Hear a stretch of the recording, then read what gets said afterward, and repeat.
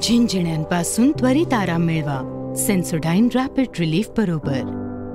तर विधानसभाच्या निवडणुका संपन्न झालेल्या आहेत. महायुतीला यश मिळालेलं आहे. मात्र महाविकास आघाडी वारंवार ईव्हीएमवरती प्रश्नचिन्ह उच्चारताना पाहायला मिळत आहेत. जितेंद्र आव्हाड म्हणत आहेत की ईव्हीएम हॅक होऊ शकतं. पवारांनी देखील शंका व्यक्त केली आहे. So called doctor Jitendra Awhad यांना तर शॉर्ट टर्म मेमरी लॉस झालेलं आहे असं निष्कर्षाला मी आलेलो आहे. मी त्यांची संपूर्ण पत्रकार परिषद ऐकली आणि याच कार्यालयामध्ये 149 मुंब्रा कळवा विधानसभेमध्ये 24,000 दुबार नावं आहेत हा सर्वप्रथम आक्षेप मी स्वतः नोंदवला होता. 12,000 नावं ही 144 कल्याण ग्रामीणमधली ही 149 मुंब्रा कळवा विधानसभेमध्ये आहेत हा सर्वप्रथम आक्षेप हा राष्ट्रवादी काँग्रेस पक्षाने निवडणूक निर्णय अधिकाऱ्याकडे आणि जिल्हाधिकाऱ्यांकडे आम्ही नोंदवला होता आणि त्याच्या विरुद्ध आरोकडे ती नावं वगळता येणार नाहीत ह्यासाठी थैथयाट करायला कोण गेला होता ह्याची शोधपत्रिका मीडियानी करावी. CCTV फुटेज आपण आरोचं मागवावं. आपल्याला सत्य काय हे डोळ्यासमोर येईल.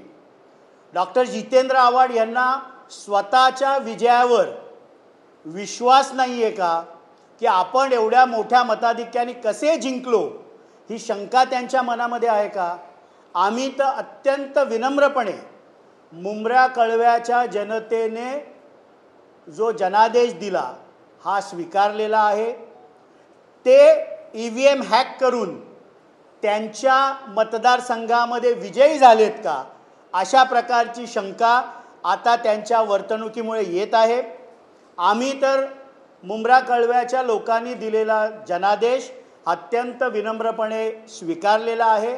ज्या वेळेला लोकसभेच्या निवडणुका झाल्या त्यावेळेला 10 पैकी 8 ठिकाणी राष्ट्रवादी काँग्रेस पक्ष शरदचंद्र पवार गटाचे उमेदवार विजयी झाले आणि जो विजय उत्सव साजरा करण्यात आला की हा महाराष्ट्राच्या जनतेचा विजय आहे.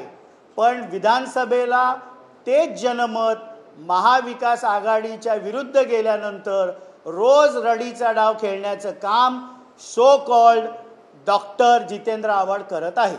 मात्र बघायला गेलं त्यांना विचारलं असता की लोकसभेमध्ये त्यांना 31 मिळाले होते, तुम्हाला 17 मिळाले होते. त्यांनी सांगितलं की त्याच्यातला एक शहाणा बोलतो की राजीनामा द्यावा. जितेंद्र आव्हाडने तयार आहे मी राजीनामा द्यायला. बॅलेट पेपरची देखील तयारी सुद्धा मी 1 लाख मतांनी येईल. नाही मी तर म्हणतो की पहिले राजीनामा द्या. पोटनिवडणूक आपोआप लागेल. मग ती EVMवर घ्यायची का बॅलेटवर घ्यायची हे निवडणूक आयोग ठरवेल ना. आणि या निवडणूक आयोगाने 3 डिसेंबरला भारतीय राष्ट्रीय काँग्रेसला वेळ दिलेली आहे. माझं खुलं आव्हान सो कॉल्ड डॉक्टर जितेंद्र आव्हाडांना आहे की त्यांच्या पक्षाने देखील अशीच मागणी निवडणूक आयोगाकडे करावी. EVMबद्दल उगाचच काहीतरी मशीन बाजूला ठेवायचं मग त्यातला पेपर बदलला जातो आणि सॉफ्टवेअर इरेज केलं जातं. त्यांना जर एवढा विश्वास आहे तर निवडणूक आयोगाकडे जाऊन EVM कसं हॅक होतं हे प्रत्यक्षपणे दाखवावं. पण त्यातून हे देखील सत्य समोर येईल की त्यांचा विजय देखील EVM हॅक केल्यामुळे त्यांनी करून घेतला नाही ना हे सत्य देखील जगासमोर येऊ शकतं. वारंवार असं EVMवरती किंवा जो आता दुबार रीचेकिंग म्हटलं जातं 22 ते 24 आमदारांनी म्हणजे उमेदवारांनी रीचेकिंग आत्तापर्यंत माझ्या माहितीनुसार महाराष्ट्रामध्ये 288 विधानसभेच्या जागा आहेत.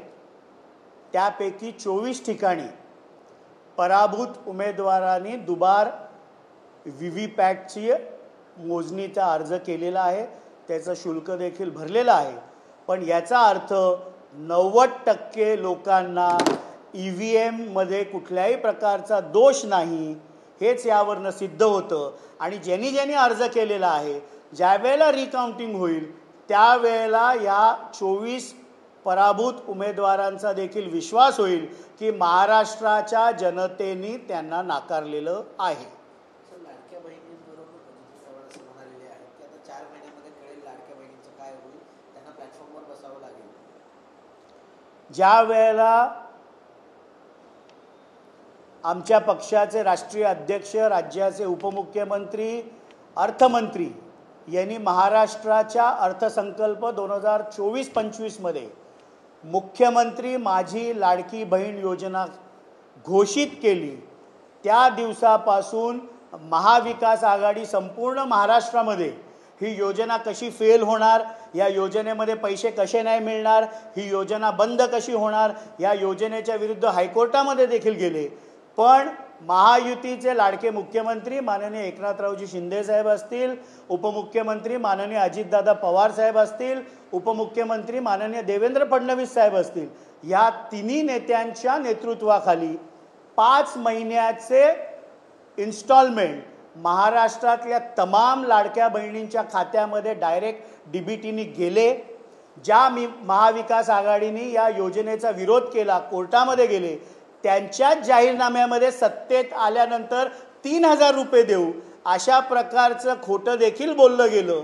म्हणजे एकीकडे महाविकास आघाडीने 1,500 रुपयाला विरोध केला, ही स्कीम पुढे चालणार नाही असा विरोध केला, त्याच्या विरुद्ध हायकोर्टात गेले, पण त्याच महाविकास आघाडीच्या जाहीरनाम्यामध्ये 3,000 रुपये महाराष्ट्रातल्या तमाम माता भगिनींच्या अकाउंटमध्ये आम्ही जिंकल्यावर देऊ अशा प्रकारचं वचननाम्यामध्ये ते खोटं बोलले.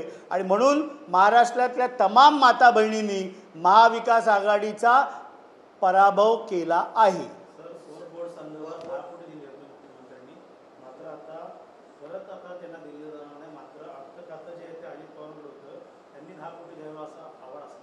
शुक्लविजय के नाम पे कहने वाले आप कहा गए, ऐसा भी सवाल अजितदादांकडे अर्थ खाता आहे, त्यामुळे त्यांनी ते 10 करोड द्यावे. सरकार पुन्हा सत्तेमध्ये आल्यानंतर याबाबतचा निर्णय मंत्रिमंडळ घेईल. या क्षणी चीफ सेक्रेटरी यांनी सरकार अस्तित्व नसल्यामुळे अशा प्रकारचा GR काढता येत नाही अशा प्रकारची बाब आलेली आहे. पण फार डॉक्टर जितेंद्र आव्हाडांनी काळजी करू नये. हे सरकार सर्वसमावेशक, सर्व धर्माच्या लोकांना बरोबर घेऊन जाणारं आहे, त्यामुळे फार त्याबद्दलची त्यांनी काळजी करू नये. त्यांनी सांगितलं की 4 वेळा पक्ष बदलून आले, पण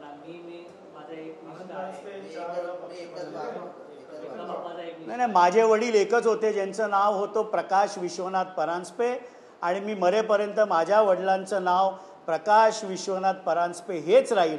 पण आपण ज्यांना विठ्ठल म्हणता, आपण ज्यांना बाप संबोधता, त्यांना किती वेळा आपण खोटं बोललोय या अनेक क्षणाच्या आम्ही साक्षीदार आहोत. मी असेल, नजीब मुल्ला असेल, की माननीय गणेश नाईक साहेबांबद्दल किती वेळा आपण खोटं फीडिंग साहेबांना दिलं, माननीय स्वर्गीय वसंत डावखरे साहेबांबद्दल किती वेळा खोटं फीडिंग दिलं. किती लोक आपल्या खोट्या फीडिंगमुळे राष्ट्रवादी काँग्रेस पार्टी ठाणे जिल्ह्यातनं सोडून गेले, ही लिस्ट केवढी मोठी आहे. त्यामुळे आनंद परांजपेचे वडील एकच होते, प्रकाश विश्वनाथ परांजपे.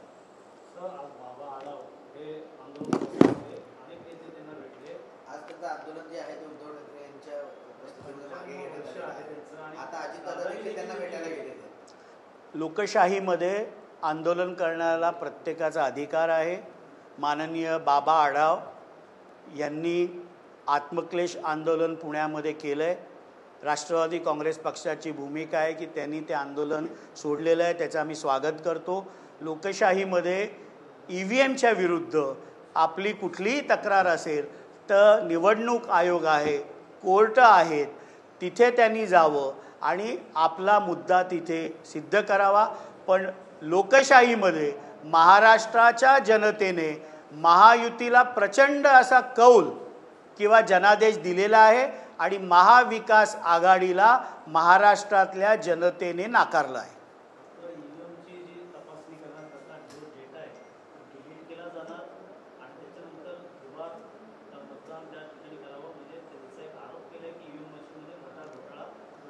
आता so called doctor Jitendra Awhad यांच्या 149 मुंब्रा कळवा विधानसभेतीलच उदाहरण देतो. प्रत्येक विधानसभेमध्ये ॲट रँडम 5 EVM सिलेक्ट केले जातात आणि त्याचं VVPAT 100% मोजलं जातं.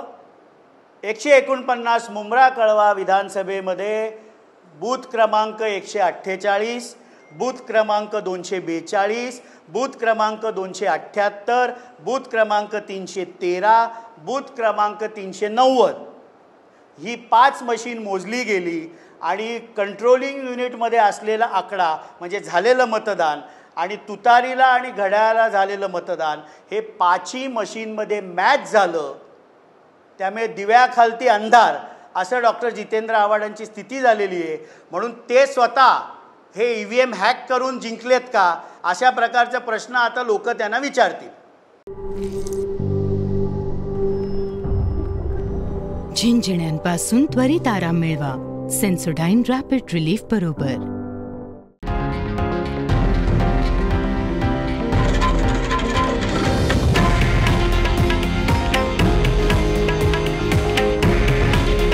हे आहे देशातील नंबर 1 न्यूज नेटवर्क आणि आपण पाहत आहात TV9 मराठी. काळजी तुमची, हित महाराष्ट्राचं.